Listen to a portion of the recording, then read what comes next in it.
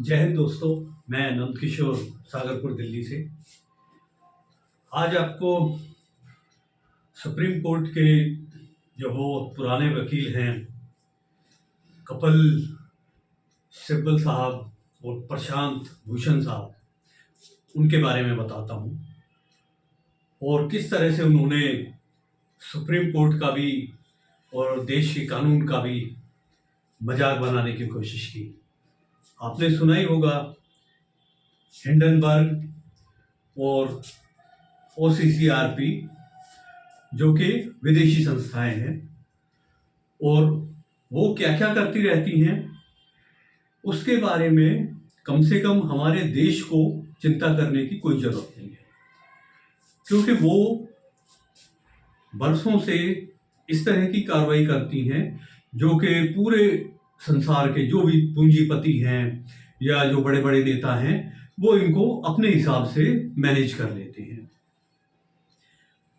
अब आपने सुना होगा कि कपिल सिब्बल साहब भी पहले कांग्रेस में होते थे, अब उन्हें देखा कि यहाँ कुछ नहीं है, अब वो इंडिपेंडेंट हो गए हैं।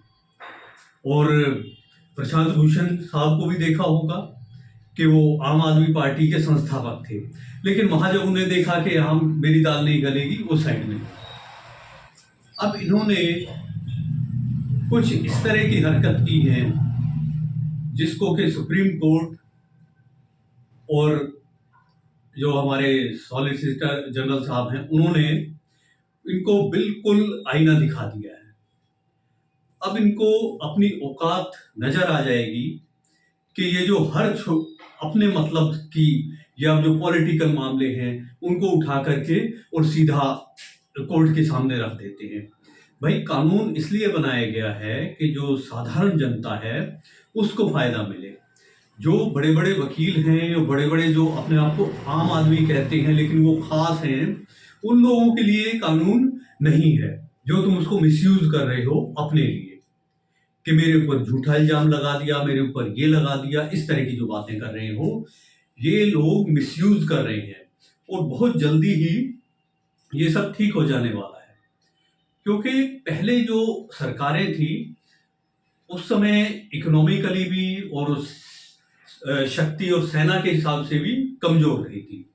लेकिन अब पिछले लगभग 8-10 साल से हमारी पोजीशन विश्व के अंदर बहुत अच्छी हो चुकी है। अब हम जो चाहेंगे वो होगा, हमारा संविधान जो कहेगा वो होगा, और हमारे जो प्रजा है, जो जनता है, वो चाहेगी वो होगा। जो बरसों से होता आ रहा था वो नहीं होगा। उनकी हिंडनबर्ग और इनकी OCCRP वगैरह इनकी जो रिपोर्ट है उनके बेस के ऊपर हमारे ऊपर इल्जाम लगा दिए जाते हैं, कह देते हैं कि अडानी अंबानी ये कर दिया, उन्होंने वो कर दिया। अरे अकल के दुश्मनों, जो ये हमारे सेठ हैं या हमारी जो बड़ी बड़ी कंपनियां हैं हमारे नौजवानों को रोजगार देते हैं, हमें रोजगार देते हैं, हम खुद क्या कर सकते हैं बताइए? पढ़ेंगे लिखेंगे उसके बाद क्या करेंगे? कुछ बच्चे जो होते हैं वो विदेशों में चले जाते हैं, कुछ सरकारी के अंदर चले जाते हैं, और बाकी कहाँ जाएंगे? बाकी सब इन बड़ी बड़ी कंपनियों के अंदर अफसर बनते हैं और पैसा कमाते हैं और अपनी मेहनत से जो है देश की तरक्की के अंदर योगदान देते हैं। पहले होती थी कोका कोला आती थी, हिंदुस्तान लीवर आती थी, इस तरह बहुत सारी बाहर की विदेशी कंपनियां हैं, वो बेशुमार पैसा हमसे, कोलगेट जानते हो ना, ये करते रहते थे आप, लिप्टन है, पता नहीं इस तरह की कितनी कंपनियां जो हम बचपन से देखते आ रहे हैं, वो खूब पैसा बटोरती थी। उनके अफसर यहाँ पे आकर के काम करते थे, उन्हें खूब मोटी तनख्वाहें मिलती थी और हमसे ही कमाते थे और हमें कुछ नहीं मिलता था। लेकिन अब ये जो अडानी अंबानी टाटा बिरला डालमिया जितनी भी हमारी कंपनियां हैं, और ये सारी की सारी कंपनियां अब ऑटो इंडस्ट्रीज में कहें तो जो मारुति है, अशोक लेलैंड है, महिंद्रा है, ये हमारे लिए बहुत ही कीमती हैं। इनकी बदौलत ही हम तरक्की कर सकते हैं। आने वाला हमारे भविष्य, हमारे बच्चे जो हैं वो तरक्की करेंगे। भाई, सरकारी के अंदर नौकरियां कितनी होती हैं? गिनी चुनी होती हैं, या सेना के अंदर भर्ती हो सकते हो।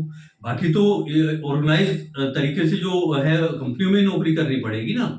इसलिए इन राजनीतिज्ञों की बातों में मत आओ और ये कभी भी इनके बातों पे विश्वास मत करो कि अडानी ने ये कर दिया, अडानी ने वो कर दिया, उसके जेब में पैसा जा रहा है, उसकी प्रॉफिट हो रहा है। अरे भैया, ये हमारे को रोजगार दे रहे हैं, ये सिर्फ अपने लिए नहीं कर रहे हैं। अपने लिए तो इन्होंने कर लिया, घर है इनके पास, कोठी है, बंगला है, गाड़ी है, इतना बैंक बैलेंस है कि जिंदगी भर बैठ के खाएं तो भी इनका पूरा नहीं होने वाला। लेकिन अब जो मेहनत कर रहे हैं और चला रहे हैं, ये हमारे लिए, हमारे देश